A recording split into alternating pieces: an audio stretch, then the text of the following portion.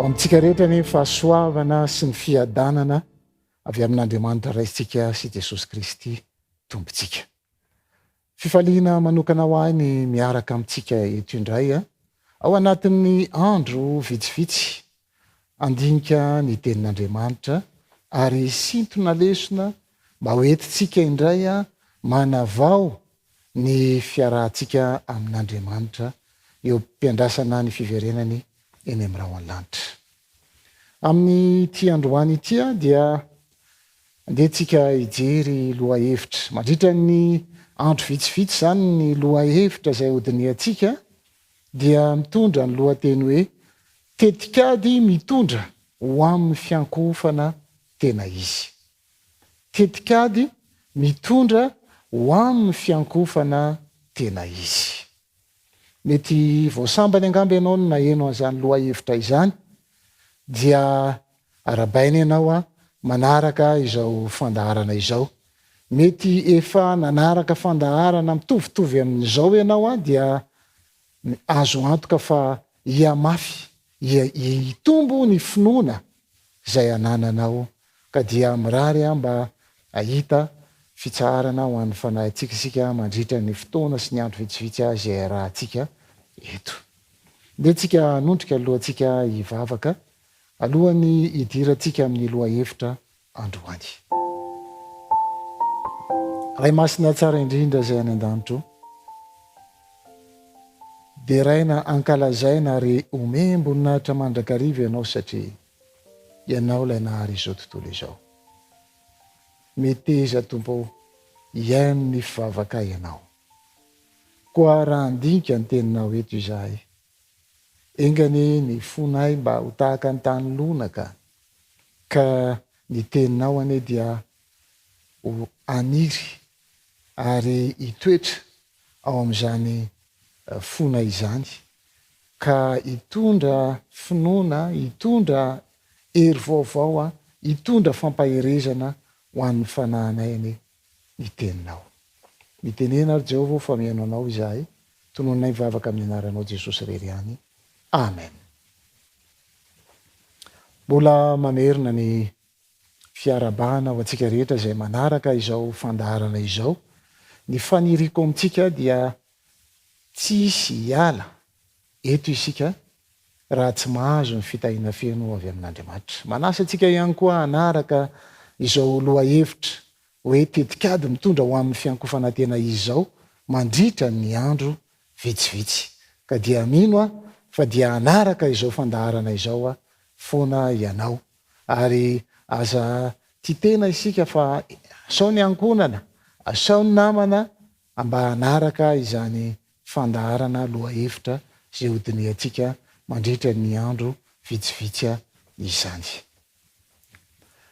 Ny tanjon'ity fandiniana ny soratra masina ity dia mampiseho ny mahazava-dehibe ny fiankofana eo amin'ny fiainan'ny fiangonana. Raha vao miresaka mantsika hoe fiankofana dia na ao an-tokantrano na any am-piangonana ny anatanterahana izany amin'ny ankapobeny. Ny fiankofana dia fomba iray hanomezam-boninahitra sy hanajana ilay Andriamanitra marina. Dia ngiovaka isika ao amin'ny tantara voalohany toko fahaenina ambin'ny folo andiny fa sivy amby roapolo tapany faharoa izao ny ambaran'ny tenin'Andriamanitra. Miankofa eo anatrehan'i Jehovah amin'ny fiangona masina. Miankofa eo anatrehan'i Jehovah amin'ny fiangona masina. Manasa antsika Kristy mba hiankohaka eo anatrehan'i Jehovah isika amin'ny fiangona masina. Amin'ny dikateny ombonana eto Madagasikara dia izao no ambaran'izany tenin'Andriamanitra izany. Miankofa eo anatrehan'ny Tompo rehefa miseho ny fahamasinany. Tsara be ny dikateny eto hoe miankofa eo anatrehan'ny Tompo. Zany hoe mitaona antsika rehetra zany mba hiankohaka. Mitaona antsika rehetra mba hamonjy izany fotoam-pivavahana izany rehefa miseho ny fahamasinany. Rehava malala efa miseho tokoa ny fahamasinan'Andriamanitra amin'izao fotoana izao satria raha mijery sy mandinika ny soratra masina isika dia aiza moa no misy any Kristy am'izao fotoana izao ao amin'ny efitra masina indrindra. Raha miteny zany tsika eo amin'ny efitra masina indrindra misy any Kristy am'izao fotoana izao dia fotoana izay isehoany ny fahamasinan'Andriamanitra avy ao amin'ny efitra masina indrindra izao. Ka dia taonantsika izy mba hiankohaka eo anatrehany isika tsirairay avy. Ny fanasana hiankohaka izany no tanjona ao anatin'izao famelabelaran-kevitra izao, manasa atsika hiankohaka. Am'izao tontolo feno fiankofana amin'ny zavatra tsy fantatra izao mety zavatra io, mety olona io dia misy fiantsoana atsika hiankohaka amin'Andriamanitra. Dia tsy iza izany fa lay Andriamanitra nahary sy ilay namonjy atsika teo amin'ny hazo fijaliana. Fa maninon'Andriamanitra no manasa atsika? Petraka ny fanontaniana. Araka ny hitantsika ao amin'ny tenin'Andriamanitra dia misy hery ny fanohatra anankiroa, Andriamanitra sy Satana. Mazava ho azy fa ny olombelona rehetra dia na izy manompo an'Andriamanitra na Satana. Noho izany dia fiankofana roa no misy eto amin'ity tany ity. Mila mitandrina isika manoloana izany toe-javatra izany, ary izany no antony mahatonga an'Andriamanitra manasa atsika mba hiankohaka eo aminy. Hiankohaka eo aminy satria Satana koa dia miezaka koa mba mitaona atsika hiankohaka eo aminy mandrakariva. Ka ny faniriako dia engane mba amaly izany fanasana ataon'Andriamanitra amintsika izany isika mba hiankohaka eo aminy. Azo tanterahana izany ao atokantrano ny soratra masina hoe maraintsy hariva no hiankofantsika aminy. Azo tsika atao zany any amin'ny toerana izay nataontsika hivavahana amin'Andriamanitra amin'ny fotoana izay efa napetrany dia manasa atsika mba hiankohaka eo amin'izany Andriamanitra izay nahary sy namonjy atsika izany. Ny tena zava-dehibe indrindra eo amin'ny fiainan'ny kristianina ry hava-malala ry mpiaino malala dia tsy ny fiankofana mba azo ny fiainana mandrakizay, fa miankohaka satria Andriamanitra efa nanome atsika ny fiainana mandrakizay. Ny tena zava-dehibe indrindra zany eo amin'ny fiainan'ny kristianina dia tsy ny fiankofana mba azo ny fiainana mandrakizay, fa miankohaka satria Andriamanitra efa nanome atsika ny fiainana mandrakizay. Ny fiankofana dia ny fihetsika asetritsika taorian'ny finoantsika ny fahasoavan'i Kristy tamin'ny alalan'ny fahafatesan'i Kristy ho famonjena atsika. Ny fiankofana zany raha tsorina dia karazany hoe zavatra avalitsika an'Andriamanitra amin'ny alalan'ny fiderana, amin'ny alalan'ny fiainoana ny teniny, amin'ny alalan'ny vavaka, zavatra asetritsika. Zany hoe rehefa nahazo avy amin'Andriamanitra isika dia mamaly, ary amin'ny alalan'ny fiankofana no anatanterahantsika an'izany. Ny olana amin'izao vanim-potoana misy atsika izao dia raha mijery isika aty amin'ny faritry Afrika dia feno ny fiangonana rehefa misy fotoam-pivavahana. Amin'ny ankapobeny dia feno ny fiangonana, fa ny olana dia izao feno olona ny fiangonana fa olona tsy manana ny fanahin'Andriamanitra. Olona tsy manana ny fanahin'Andriamanitra. Any amin'ny faritra hafa, any amin'ny faritra Eropa sy ny manodidina any dia andray dia tena tsisy olona ao amin'ny fiangonana, vitsy. Fa mety ny fanohitra amin'izay ny zava-misy any hoe reo olona tena tonga mivavaka ireo dia tena manana ny fanahin'Andriamanitra, tena mitady an Jehova eo amin'ny fiainany. Inona ary ny antony mahatonga izany hoe feno ny fiangonana kanefa olona tsy manana ny fanahin'Andriamanitra ny ankamaroany ao? Dia ny antony dia mety eo ny fahazarana fotsiny mandeha mivavaka dia mba mivavaka ny olona dia mba mivavaka koa ny tena. tsy ao mihitsy le fandresean-dahatra fa manaraka anjambany ireo ray aman-dreny. To amin'ny ray aman-dreny dao ivavaka de manaraka fotsiny fa tsy ao mihitsy le fandresen-dahatra, mbola mety ao amin'ny atokon'olona ao anatin'ny fiangonana zany fomba fihetsika izany. Eo ihany koa no ataontsika hoe fangalana tahaka ny fiainan'ny olona hafa. Mba mivavaka ny olona de mba mandeha mivavaka ny ao atsimo de mba mandeha koa, mba ho hitan'ny olona zany hoe mivavaka ny tena. Fa le fandresen-dahatra hoe tena iankohaka amin'Andriamanitra, satria Andriamanitra nahary antsika, Andriamanitra efa nanao zava-dehibe eo amin'ny fiainantsika, dia tsy ao izay. Ry hava-malala, ry mpiaino malala, ny vokany de izao. Mampalahelo ny vokatra izany toe-javatra izany, satria izao lasa misy olana ao anatin'ny fiangonana. Raha tsy resaka ny any amin'ny tokantrano ako, rehefa manao fotoam-pivavahantsika ny tokantrano any indraindray de mandalo fotoatsarotra mihitsy le ankonana vao mahatanteraka fotoam-pivavahana araka ny tokony ho izy. Fa eo amin'ny fiangonana no tiako asiana resaka hoe lasa misy olana ao amin'ny fiangonana vokatra zay, olona maro izay tsy resy lahatra ny tena hoe ankohaka amin'Andriamanitra, tsy resy lahatra ny hitondra zavatra ho eo amin'Andriamanitra izay, ka lasa misy disadisa ao anatin'ny fiangonana, lasa miady zavatra kely tsy de misy dikany dia lasa mahatonga fifamolanana ao anatin'izany fiangonana izany. Eo ihany koa ny ataontsika hoe vao misy toe-javatra kely tsy mifanaraka amin'ny saina dia mandao ny fiangonana, satria le fandresen-dahatra iankohaka tsy tena ao aminao tanteraka. Ary izany toe-tsaina izany sy izany ataontsika hoe fanahin'ny fiankofana izany de mila manova ny toe-tsaintsika isika raha te hanana izany fanahin'ny fiankofana izany. Ry mpiaino malala, mila manova ny toe-tsaina isika. Be dehibe zany ny zavatra tsy ampy eo amin'ny fiankofana ataontsika, ka indraindray tsika mety mitsangatsangana fotsiny ny alehantsika any am-piangonana, indraindray miresadresaka eny an-tokotany, indraindray tsy tena mifantoka amin'ilay fotoam-pivavahana, tsy tena mandray anjara amin'ilay fotoam-pivavahana mba hahafahantsika manolotra amin'Andriamanitra. Ilay atao hoe fiankofana zany de manolotra zavatra amin'Andriamanitra ianao, satria Andriamanitra efa nanao zava-dehibe eo amin'ny fiainanao, efa namonjy anao izy, efa nanolotra ny fahasoavanao anao izy.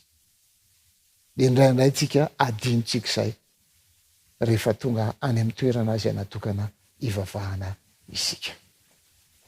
De atonga atsika ho tena mpiankohaka marina dia mila ataontsika lahara-pahamehana, ataontsika kristianina lahara-pahamehana izay voalaza ao amin'ny tantara faharoa toko fahafito andininy fahaefatra ambin'ny folo. Tantara faharoa toko fahafito adiny andininy fahaefatra ambin'ny folo dia andeha ovaka itsika amin'ny anaran'i Jesosy zany teny izany. Tantara faharoa toko fahafito andininy fahaefatra ambin'ny folo. Raha ny oloko izay nantsona amin'ny anarako ho avy anetri-tena ka hivavaka sy hitady ny tavako ary hiala amin'ny ratsy fanaony de hiaino any an-danitra aho ka hamela ny elony ary ahasitrana ny tany. Mila manova toe-tsaina isika. Reto Andriamanitra miteny hoe raha ny oloko manatanteraka ny reto, mila hovaina zany reo fomba reo, dia tena ho lasa mpiankohaka marina amin'Andriamanitra isika. Ao amin'ny Jaona toko fahaefatra ny andininy fahaefatra amby roapolo. Jaona toko fahaefatra dia ny andininy fahaefatra amby roapolo dia zao koa nivaky ny teny amin'ny anaran'i Jesosy. Andriamanitra dia fanahy ary izay mivavaka aminy tsy maintsy mivavaka amin'ny fanahy sy ny fahamarinana. Mila ataontsika lahara-pahamehana zany ry mpiaino malala, mila arahantsika zany. Raha fitinina zany de hoe ahoana ary no ampiaratsika ireo teny eo amin'ny Baiboly eo amin'ny fiangonana am'izao vanim-potoana misy atsika zao. Eo amin'ny tokantrano, satria ny tokantrano de tokony hanao fotoam-pivavahana, fiankofana maraina sy hariva. Ahoana no ampiaratsika n'izany tenin'Andriamanitra izany eo amin'ny fiainantsika? Ny tanjona dia hitrandraka ny fiankofana avy ao amin'ny tenin'Andriamanitra isika. Ireo tantara faharoa toko fahafito andininy faefatra amby folo zany a, sy ny Jaona toko faefatra ny andininy faefatra amby roapolo.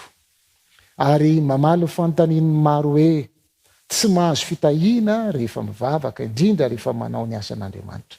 Maro ny olona no miteny izany teny izany hoe ohatrany tsy mahatsapa fitahiana nefa mandeha mivavaka ihany. Ary indraindray ary akorain'ny olona mihitsy isika kristianina hoe ohatra maty antoka ane ianareo hoe mandeha mivavaka nefa ohatra mitovy ihany ny fiainantsika.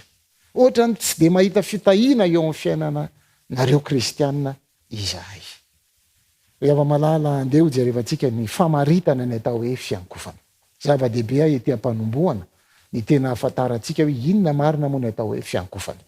Ny fiankofana dia dika hoe manamasina, dika hoe mivavaka amin'ny ny heviny ihany koa dia hoe midera, manome voninahitra, manandratra, makasitraka, manome haja, manome fisaorana, mihira fiderana, manaja, mankalaza, miondrika.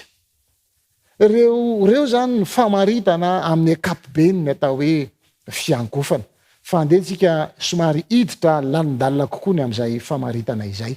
Ao amin'ny rakobolan'ny fiangonana adventista mitandrina ny andro fahafito dia ny amaritany anazy dia hoe ny atao hoe fiankofana avy amin'ny teny hebreo hoe saka, dia ny heviny dia hoe miondrika, miankohaka. Ny hevitra izay hoe miondrika sy miankohaka izay ry mpiaino malala dia manome fanajana tanteraka an'Andriamanitra. Manome fanajana tanteraka an'Andriamanitra.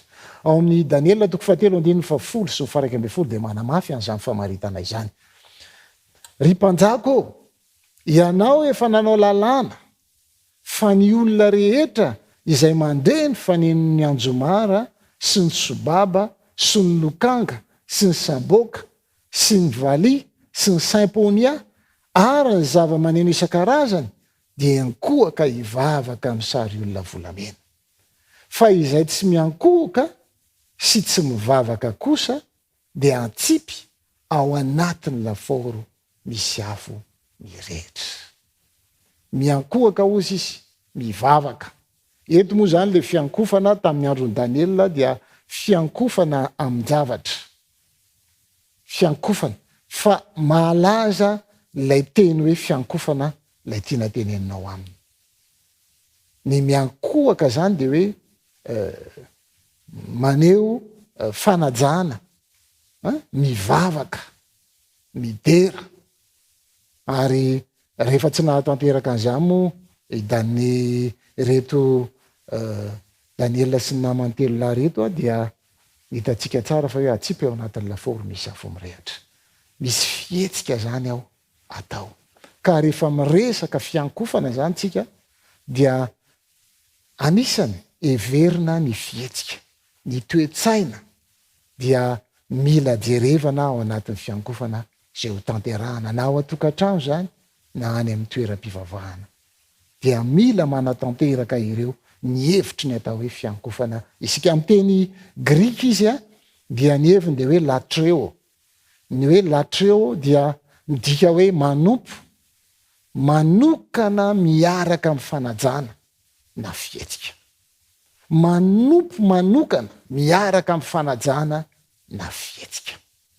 Zany hoe tsy azo atao ambany zavatra zany ny fihetsika, ny toe-tsaina, ary indrindraindrindra ilay toe-tsaina manompo, maneho fanajana an'Andriamanitra. Dia zava-dehibe. Tena tsindriny ilay dikateny fototra dia ny dikateny grika izany. Eo ihany koa ny dikateny grika dia hoe proskuneo. Ny heviny dia hoe maneho fankatoavana, miondrika, manaja.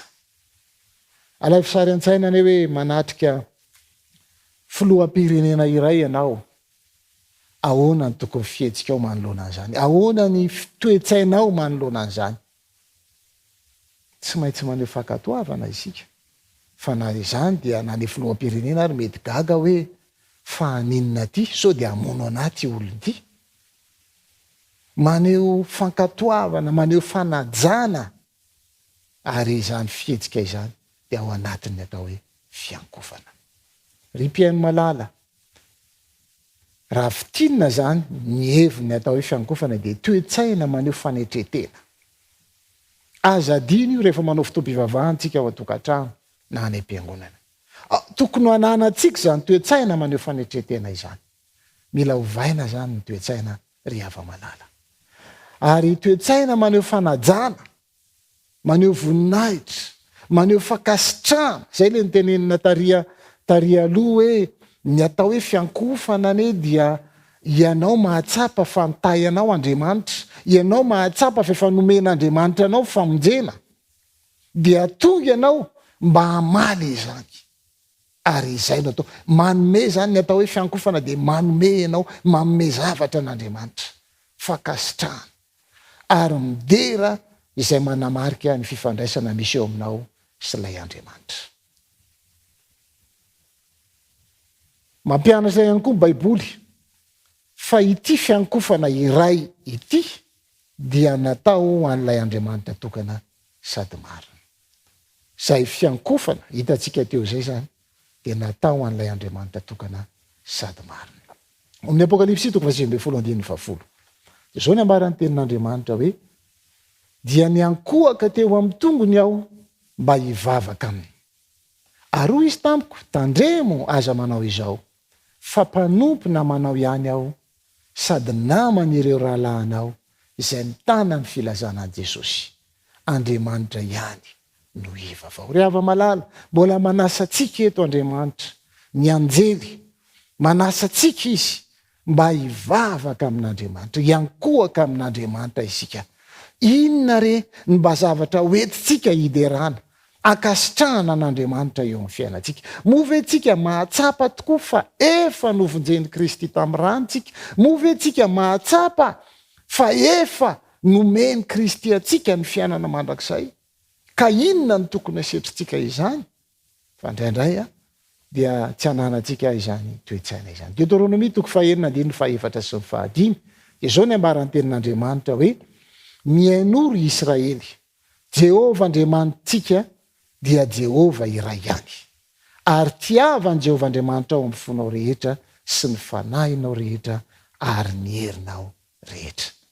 Loha hevitra androany dia amitaona antsika mba hiankohaka amin'Andriamanitra. Ny loha hevitra androany dia amitaona antsika mba hanao ampo izany fiankohofana amin'Andriamanitra izany ry hava-malala. Ozy izy hoe tiavan Jehova Andriamanitra ao amin'ny fonao rehetra sy ny fanahinao rehetra ary ny herinao rehetra. Zany hoe ny fiainanao manontolo mihitsy dia tokony ho atotonao ao amin'izany fitiavana an'Andriamanitra izany. Aseho anao amin'ny alalan'ny fanompona izany, amin'ny alalan'ny fiankohofana izany. Dray andro dia naheno vaovao tao amin'ny fahitalavitra hoe rehefa nisy baolina Coupe du Monde dia nanambara ny tao amin'ny fahitalavitra fa nisy olona izay azo lazaina hoe manana amin'ny maizy azy teo amin'ny firenena anankiray, kanefa rehefa nanaraka izany horonan-tsary zany izy dia nijanona ny fony. Nijanona ny fony satria tena niraisy ny ampo izany baolina izany. Tena ny fony, ny sainy, ny heriny rehetra dia natoto ny tao ary niteraka aretim-po, fijanonany fo azy teo amin'izany olona izany. Maro ny olona efa tratran'izany. Ry hava-malala, eto Andriamanitra dia manasa antsika rehetra mba ho tia an'Andriamanitra isika amin'ny fotsika rehetra sy amin'ny fanahintsika ary amin'ny herintsika rehetra. Raha sitrakao rehefa miankohaka amin'Andriamanitra ianao dia atolory ho azy ny tenantsika rehetra. Aoka ny fotsika sy ny saitsika dia ifantoko amin'ilay Andriamanitra izay nahary izao tontolo izao. Andriamanitra fiadanana ny eo amintsika tsiraray avy, ary mino aho fa ete faomponao izany fanasana mba hiankohaka amin'Andriamanitra izany. Azonao atao izany eo an-tokantrano maraina sy hariva miaraka fianakaviana, ary azonao koa ny manatrika ny fotoam-pivavahana amin'ny fotoana izay efa notendren'Andriamanitra anatanterahana amin'izany any am-piangonana. Ka dia mino aho fa dia manomboka izao dia iova ny fomba fanatrehantsika izany fotoam-pivavahana izany. Anasantsika mba hivavaka ity ampamarana. Ray masina sy tsara indrindra izay any an-danitra, misaotranao izay no niteny izay nomenao anay, engane Tompo mba ho tafapaka ao am-ponay sy ny sainay izany. Koa manomboka izao raha manasa anay ianao hiankohaka eo aminao, dia engane mba hiova ny fihetsikay, ny fisainanay. Aoka Tompo mba tsy ilay fomba fisainana sy fihevitra hatramin'izay intsony, fa tena ampifantoka amin'ny fonay sy ny sainay eo aminao izay, ary tsampanay fa ianao dia efa namonjy anay.